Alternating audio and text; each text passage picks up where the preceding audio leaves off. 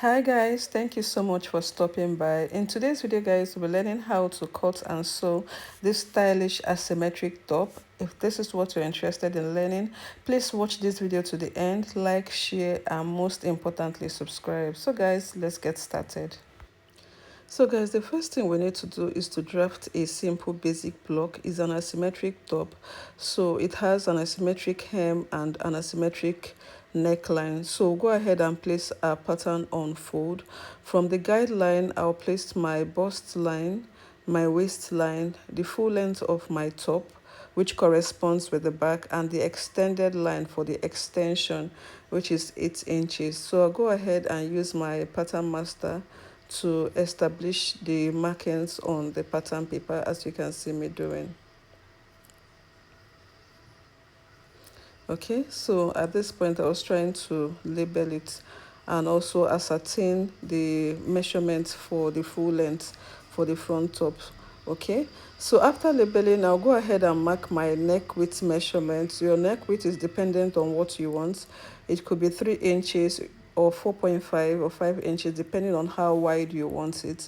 And then you can use your basic neckline, neck depth, which is 3 inches for the neck depth. Okay, so for the shoulder measurement, is your shoulder divided by 2, your shoulder slope by 1 inch, and then you link it to your neck width.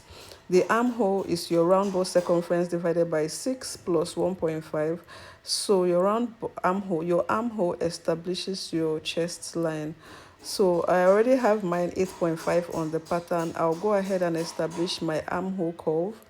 Then how do you do this? You mark the midpoint of your armhole, place the quarter of your bust circumference on the chest line, and then use the curvy part of your French curve to draft the armhole curve. Okay, so I didn't want the tutorial to be a bit boring or lengthy. I just simply went ahead to place my waist dart on the pattern. We all know how to place a simple waist dart, which is your half bust span, and then you mark half an inch on both sides, link it up to the bust and down to the full length, and then my extended line also inclusive. So I'll go ahead and take my horizontal measurement, which is the quarter of my bust circumference divided by 4, which is the quarter of my bust circumference, or your round bust circumference divided by 4, plus your seam allowance, and applicable for the other lines as well. Okay, so I'll simply transfer it to the other side of the pattern, but I'll be doing that off camera. So let's proceed for the back pattern. For the back pattern, I have my zipper allowance and my guideline already established, so I'll go ahead and also place my neck width measurement. The neck width measurement for the back must also tally with that of the front pattern. Your shoulder slope, your armhole, which is very important. The back armhole is a bit different from the front armhole. So I also place my vertical measurement, which is my bust. I meant to say my waist and the full length. Okay, we're not placing the extension. I'll place my darts, which is half bust span. I'll be marking half an inch on both sides, and then link it upwards and downwards. So if you missed out on the dart for the front pattern, this is how it's been drafted at the back. So I established my armhole curve for the back. What I'll simply do next is to take the quarter of my horizontal measurement, which is the quarter of your bust. Your waist, you add your dart intake and your seam allowance, and then your full length, which is the quarter of your hip, plus your seam allowance as well. So the neck depth for the front back pattern is 1.5 inches. I'll simply eliminate my zipper bulge, as we can see on the pattern, which is moving in by half an inch and then slanting it upwards and downwards. So guys, I was done transferring my pattern to the other side using my tracing wheel and my marker pen, as you can see. So for the asymmetric neckline, or the asymmetric hemline, I'm going to be marking the midpoint of the extended line, which is 4 inches, and then create a slanted line linking it to the full length on both sides. So the full length is different from the extended line.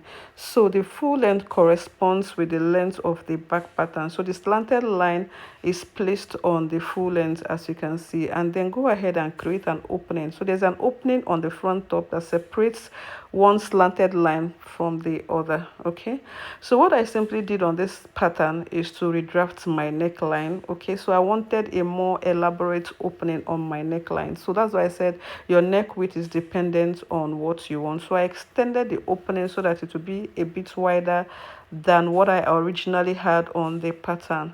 So after doing that, you use your tracing wheel and also place that extended line or the extension you made on one side on the other side, so that it both tallies. Okay, so from one side I'll come down by 6 inches and then I'll connect it to the other side of my neck, which is a very simple thing to do.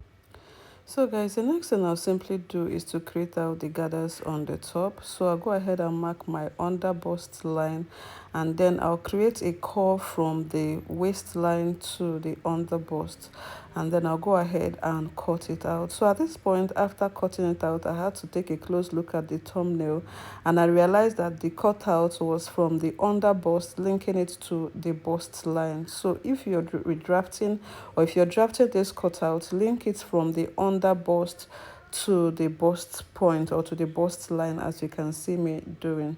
So I'll cut it out and then I'll remove the darts on the pattern on both sides. So just cut out the darts, we're not having any need for it. So because of the altered pattern, I'll go ahead and use my masking tape to join it, to link the two panels to make it a single piece, just to create a single piece for the other side. So this is the pattern, as you can see. I hope it is well explained, or you understand the process for the cutouts. So what I will simply do is to cut out for this slash and spread. Okay, so you can either cut it, your slash and spread could be multiple or it could just be one, but the most important thing is to create an opening that will create that gathers on your pattern. So I just cut out or cut open a single line.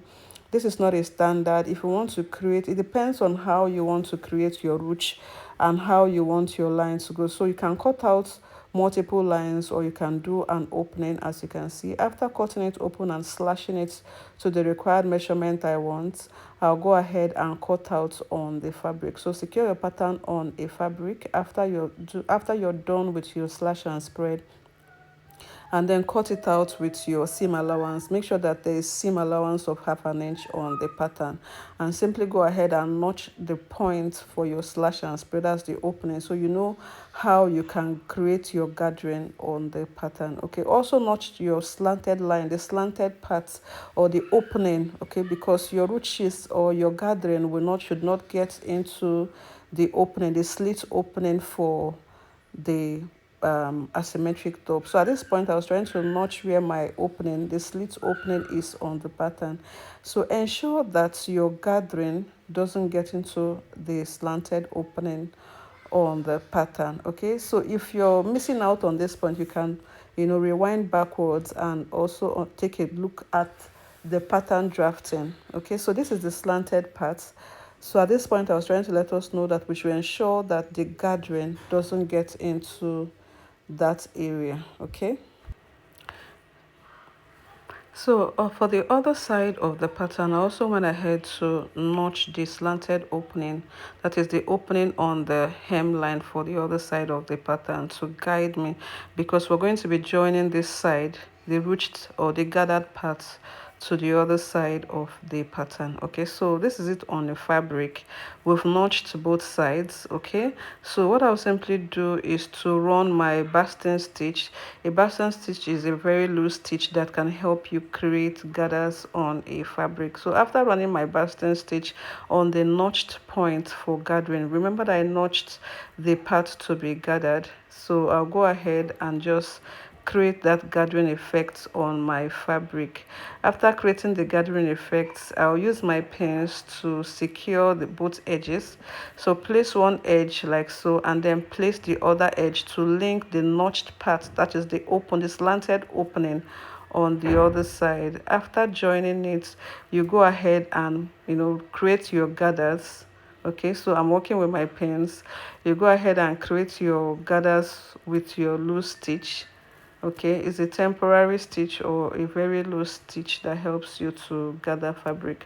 So I'll keep dragging it till I get the required measurements on the other side of the fabric. After doing that, I'll use my pins to join it, stitch, and then give it a very good press. Make sure that your seam allowance is between 0.5 to 0.75 because of that slit opening. we'll be needing enough fabric to relax with your hemming gum.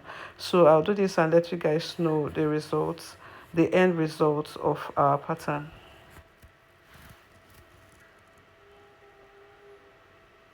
Okay guys, so this is the end result. You can use a facing for your neckline, attach your sleeve, and also you attach your back pattern. So thank you so much guys. I'll see you in my next tutorial. God bless you.